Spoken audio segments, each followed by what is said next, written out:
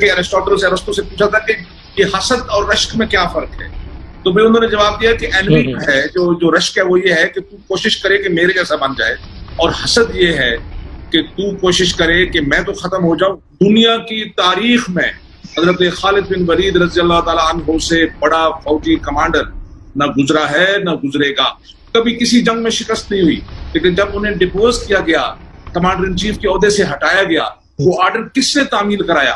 وہ سیدنا بلال نے تعمیل کرایا۔ پروٹیسٹ جو ہیں وہ امریکہ میں ہو رہے ہیں، ہم نے اپنے ادھر یہ دیکھا جی کہ ہمارے لوگ شادیانے بجا رہے ہیں۔ بیٹا بات یہ ہے وہ لوگ جو خود نہ کچھ کریں، جن میں عمل کی کمی ہو، وہ کمزور ہوں، وہ سہاروں پہ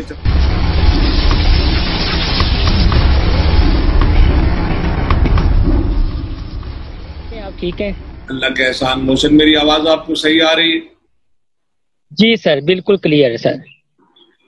اوکے سر موضوعات تو بہت سارے ہیں، لیکن پچھلے دنوں میں نے آپ کی ایک انگلش میں آپ نے اپنی ویڈیو بنائی تھی جس کا ٹاپک تھا یہ جو آج کل نسلی باتیں پھر ہو رہی ہیں اور پھر جو صراط خداوندی ہے، تو وہ تھوڑا سا سمجھائیے تھا کہ اصل میں معاملہ ہے کیا دینی نقطۂ نظر سے۔ یعنی ہمارا مذہب جو ہے وہ تو امن بھائی چارے کی بات کرتے ہیں، اور یہاں تک ہے کہ ہمیں تو یہ بھی حکم ہے کہ تم دوسرے کے خداؤں کو برا بھلا نہ کہو، اس کے بدلے میں آپ کے خدا کو برا بھلا کہا جائے گا۔ لیکن پھر ایک ٹیگ لگ جاتا ہے کہ جو مسلمان ہے وہاں پر اقلیتوں کو تحفظ نہیں ہے، جتنے بھی مالک ہیں ان کے حقوق سلب کیے جاتے ہیں۔ لیکن پچھلے دنوں جو ہم نے امریکہ میں دیکھا، جب ایک سیاہ فام کو پولیس نے قتل کیا، جو بھی جرم تھا وہ تو ان کا اپنے ملک کا قانون ہے، تو اسلام کے حوالے سے آپ اس چیز کو کس طرح دیکھتے ہیں؟ اسلام کا جو اس میں جو احکامات ہیں وہ بڑے کلیئر ہیں اقلیتوں کے معاملے میں۔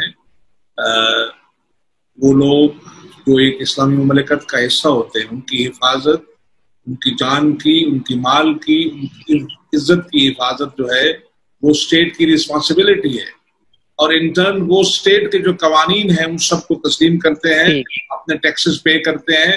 اس لیے میرے خیال میں پاکستان کے اندر بائی اینڈ لارج میں کہوں گا الحمدللہ جو ہمارے ملک کے اندر جو چیزیں ہیں اقلیتوں کے ساتھ جو ہمارا رویہ ہے وہ بہت اچھا ہے۔ اکا دکا واقعات دنیا میں ہر جگہ ہوتے ہیں، اور وہ رول نہیں ہے، وہ ایکسیپشنز ہیں۔ وہ کبھی ایسے کچھ ہو گیا، ایک دو واقعات ہوئے پچھلے عشرے کے اندر، لیکن ایسا نہیں ہے۔ ماشاءاللہ ہماری اقلیتیں جو ہیں وہ محفوظ ہیں اللہ کے فضل و کرم سے، اور اپنے جو ان کے مذہبی عقائد ہیں ان کے مطابق وہ اپنی عبادات بھی کرتے ہیں، ان کے تہوار بھی ہوتے ہیں، ان کی رسومات بھی ہوتی ہیں۔ اور آپ نے دیکھا کہ ہمارے جو نیشنل لیول کی لیڈرشپ ہے وہ بھی میسیج بھی بھیجتے ہیں اور اس میں پارٹیسپیٹ بھی کرتے ہیں، اور لوگوں کے تعلقات ہیں، میرے اپنے تعلقات ہیں جو پاکستان کے پاکستانی ہیں جو مسلمان نہیں ہیں، مسلم مذہب سے تعلق رکھتے ہیں، میرے تعلقات ہیں ان کے ساتھ، اور میرے ساتھ بھی بیٹھتے ہیں۔ میں کچھ ایک ایسے ادارے کا ممبر ہوں جہاں میرے ساتھ ہوتے ہیں کچھ سکھ دوست ہیں، کچھ ہندو دوست ہیں، وہ سارے بیٹھے ہوتے ہیں۔ ایسا کچھ نہیں ہے الحمدللہ۔ پاکستان نے بہت اچھا جو ہے مذہبی رواداری، اور آپ نے دیکھا کہ یہ دربار جو ہے کرتارپور والا جو ہے یہ کھلا، اور اس سے ایک بہت اچھا میسج گیا دنیا کو، اور دنیا بھر میں جو سکھ کمیونٹی ہے وہ اس بات میں بہت خوش ہے، اور پاکستانی ایفرٹس کو نہ صرف وہ ہے کو ایکنالج کرتے ہیں بلکہ شکر گزار بھی ہیں۔ میری چند ایک سے ملاقات بھی ہوئی، اور میں خود بھی وہاں پر گیا جس دن افتتاح تھا، تو الحمدللہ پاکستان اس لحاظ سے میرے خیال میں ایک بالکل ایک جنرلی ایک اسلامی مملکت والا جو رول ہے وہی ادا کرتا ہے۔ ہاں ایک قدر کا کیسز ہوتے ہیں، وہ ہر جگہ ہوتے ہیں، وہ تو مسلمانوں کے اندر بھی آپ کو پتہ ہے ہماری مذہبی تفرقہ بازی میں ایسے چھوٹے موٹے واقعات ہو جاتے ہیں، لیکن ایسا میں کہوں گا کہ بہت اچھا ماحول ہے ہمارا۔ اب اگلا سوال ہے کہ جو وہاں امریکہ میں ہوا اور جس وجہ سے آج کل دنیا میں ایک تحریک جو ہے وہ وہاں بھی 40-45 اسٹیٹس اس کی لپیٹ میں ہے، اور اب وہ بات آسٹریلیا تک، انگلینڈ اور یورپ تک پھیل گئی ہے، سیول اور ساؤتھ کوریا تک پھیلی ہوئی ہے۔ تو اس میں انہوں نے جو نعرہ ہے، جو سلوگن ہے کہ بلیک لائیوز میٹر، تو میرا اس میں پوائنٹ یہ تھا کہ it is not only black lives, human life matters. Allah کی نظر میں ہیومن لائف بہت امپورٹنٹ ہے. وہ بلیک لائف ہو, وہ براؤن لائف ہو, وہ وائٹ لائف ہو.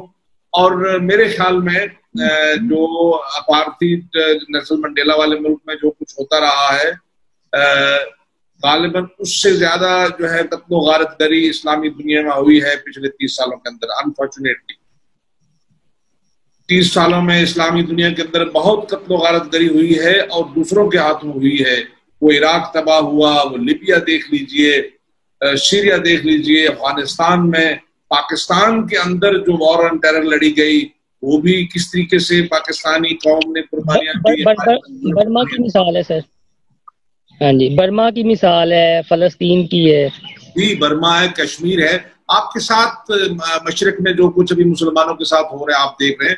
تو جو پوائنٹ تھا اس میں ہائی لائٹ کرنے کا یہ تھا کہ انہوں نے ایک سوال کیا تھا کہ یہ کب سے شروع ہوا اور یہ کب تک جاری رہے گا. تو میں نے بتایا کہ یہ شروع تو یہ نفرت کا کھیل ہے نا.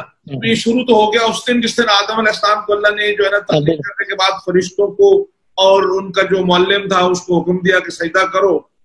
تو فرشتوں نے تو سجدہ کر دیا, لیکن ابلیس نے کہا کہ جی میں تو سجدہ نہیں کرتا ہوں, اور مختلف بہانے تراشے جو ہے نا وہ تراشے. میں تو بہت بڑا موحد ہوں, میں توحید پہ یقین رکھتا ہوں, میں اس کو سجدہ کیسے کروں. پھر کہنے لگا کہ جی یہ تو مٹی کا بنا ہوا ہے, میں آگ سے بنا ہوا ہوں.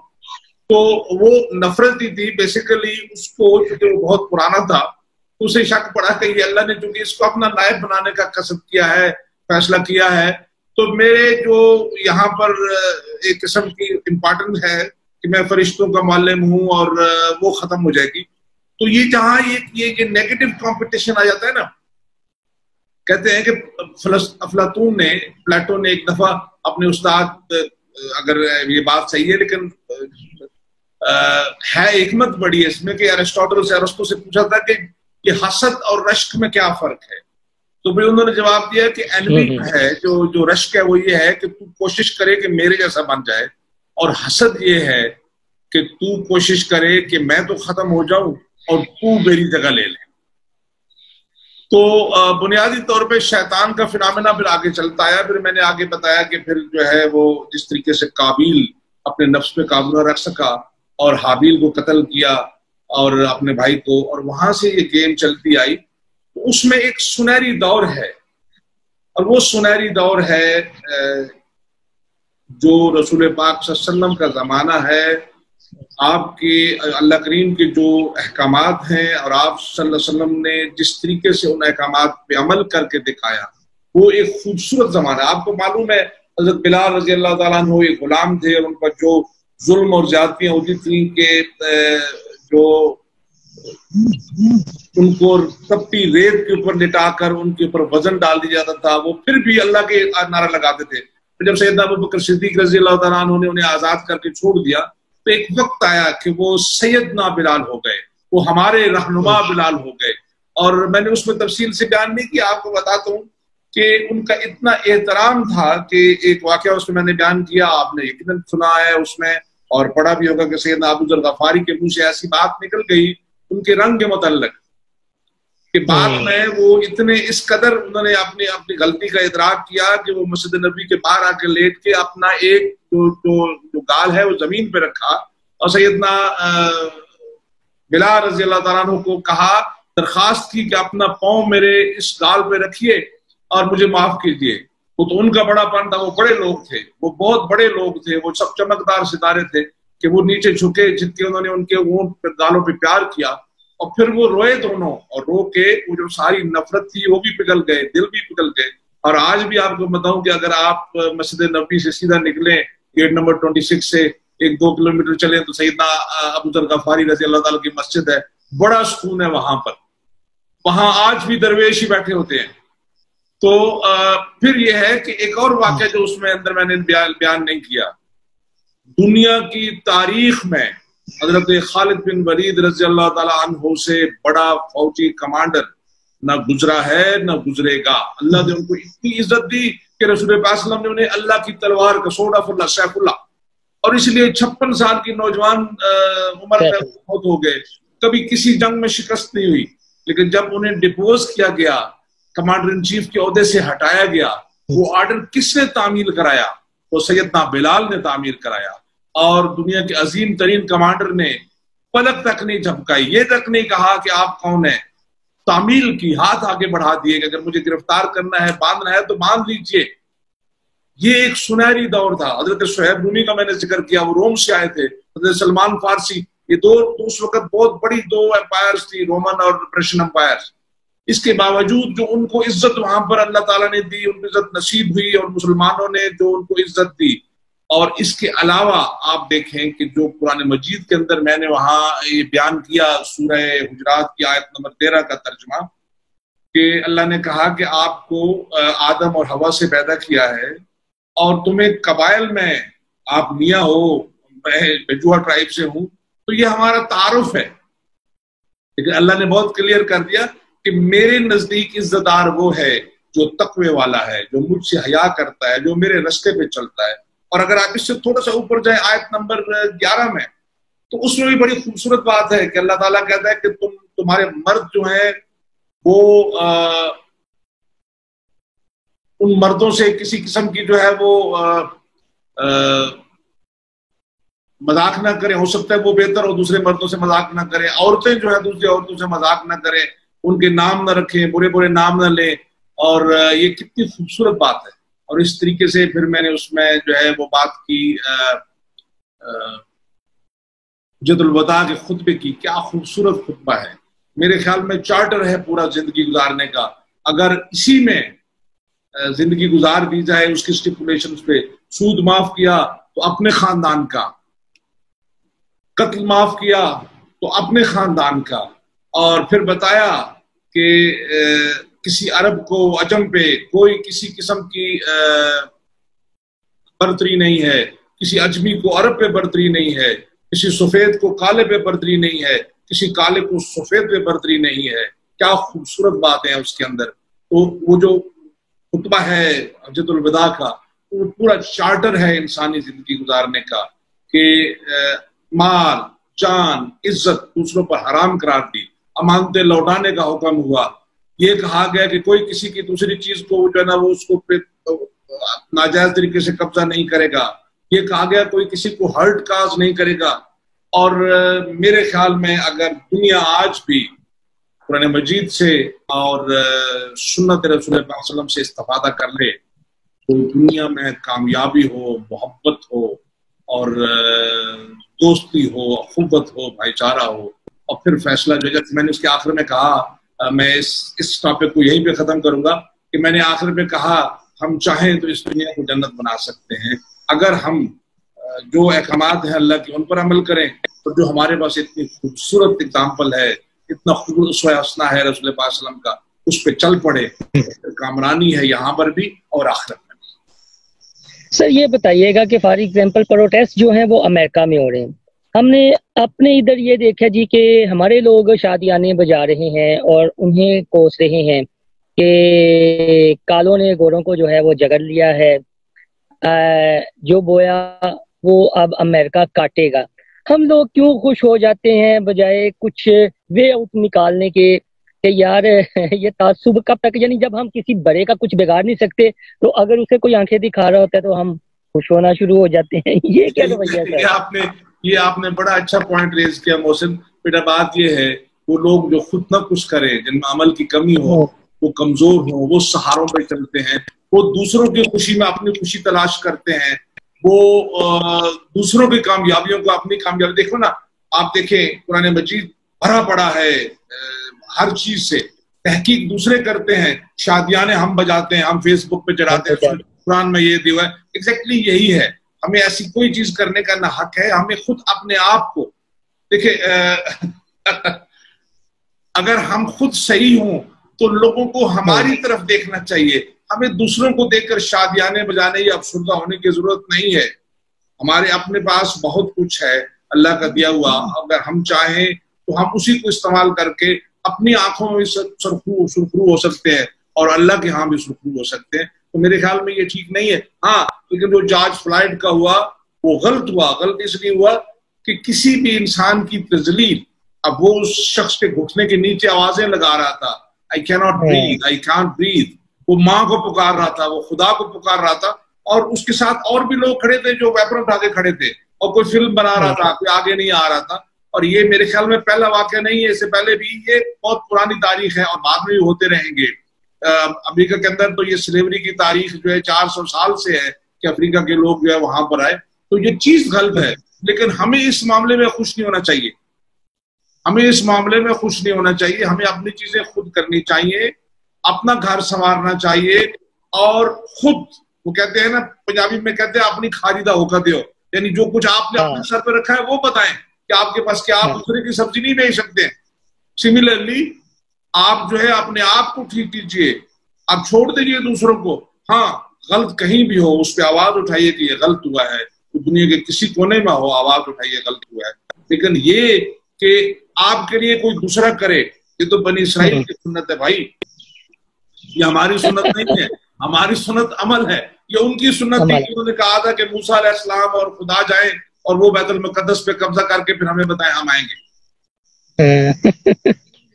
یعنی اس واقعے سے ہمیں سیکھنا چاہیے کہ بھائی جان کہ شادیانے نہ بجائیں اپنا دیکھیں کہ ہم کیا کر رہے ہیں. آپ یہ کہنا چاہ رہے ہیں.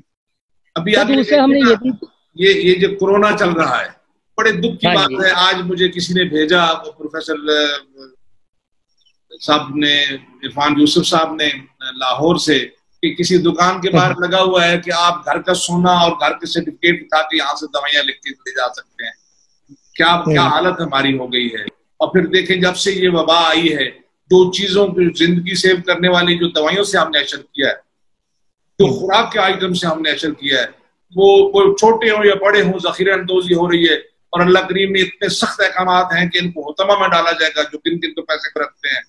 آٹا گیا، چینی گئی، سبزیوں کے جو ریٹس ہیں وہ آسمان سے جا لگے، گوشت کے ریٹس آسمان سے جا لگے. غریب آدمی کیا کرے گا؟ لیکن ہمیں کوئی سوچ نہیں ہے. ہم میں سے کسی بھی کورونا حملہ آور ہو سکتا ہے، ہم میں سے کوئی بھی مر سکتا ہے کسی وقت.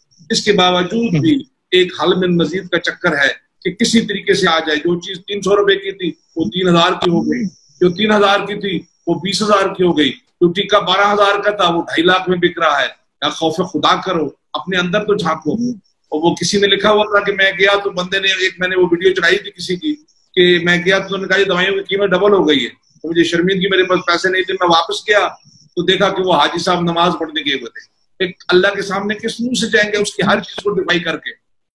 اللہ کے سامنے تو سرخرو ہو کے جایا جا سکتا ہے جب اس کے احکامات پہ عمل کیا جائے. تو میرے خیال میں آپ نے بالکل یہ ٹھیک پوائنٹ ریز کیا ہے کہ ہمیں اندر جھانکنا ہے، اپنے اندر جھانکنا ہے، اور اپنے اندر جو کوتاہیاں ہیں ان کی تصحیح کرنی ہے.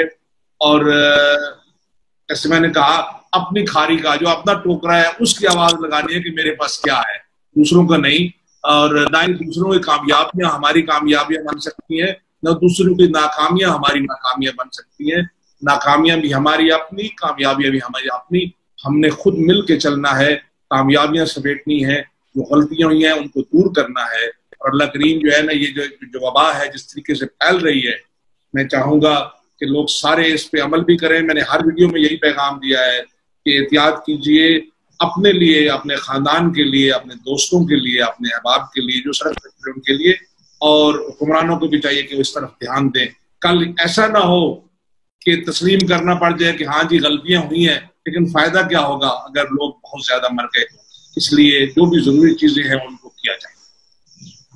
سر ایک سوال، اگر آپ برا نہ مانیں، چونکہ پوائنٹ آپ نے ایسا ریز کیا ہے، جب یہ وبا آئی تو ہم نے یہ دیکھا کہ چائنا کی محبت میں ہمارے کچھ دانشوروں نے ویلاگز بنانا شروع کر دیے، بلاگز لکھے کہ چائنا کے خلاف یہ امریکہ کی سازش ہے. جب امریکہ میں یہ پھیل گیا اور یورپ میں پھیل گیا تو یہ کہا گیا کہ یہ چائنا کی اب یورپ اور امریکہ کے خلاف سازش ہے.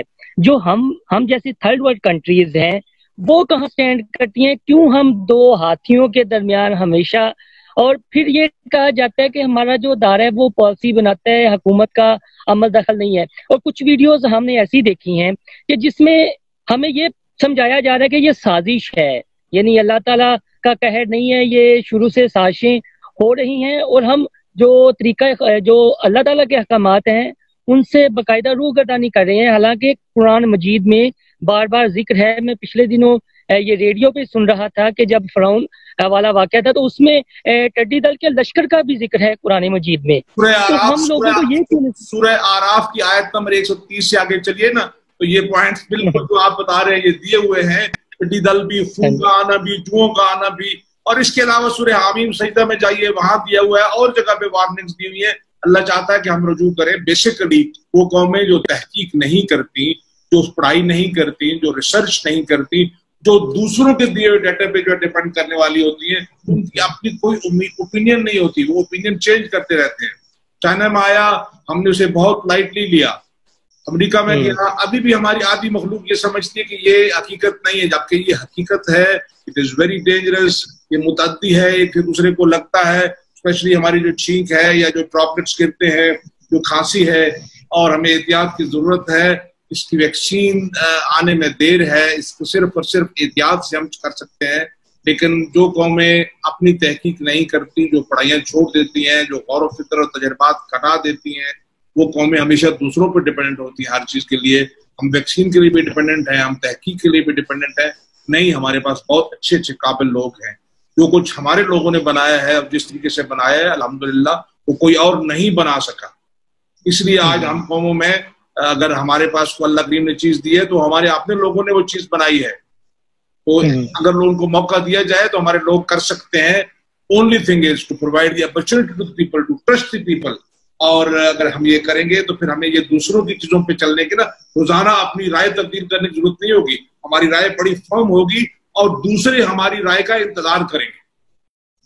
تو سر لاسٹ میں یہ بتائیے گا، اسی ٹاپک سے ریلیٹڈ ہے جو میں نے سوال کیا، کہ یہ ہم ہاتھیوں کی لڑائی میں جس طرح پہلے بات کی کہ یار اگر امریکہ میں نسل کشی ہو رہی ہے تو ہم شادیاں بجا رہے ہیں، اسی طرح یہ وبا کا چکر ہے تو ہم 5th جنریشن وار یا ہائیبرڈ وار کے چکروں میں ہم اپنی قوم کو الگ ٹرک کی بتی مگر لگا دیتے ہیں. یہ کب تک سلسلہ چلے گا اور کیسے ہم شعور بیدار کر سکتے ہیں کہ یار چیزوں کو گہرائی میں جا کر سوچا کریں، سمجھا کریں؟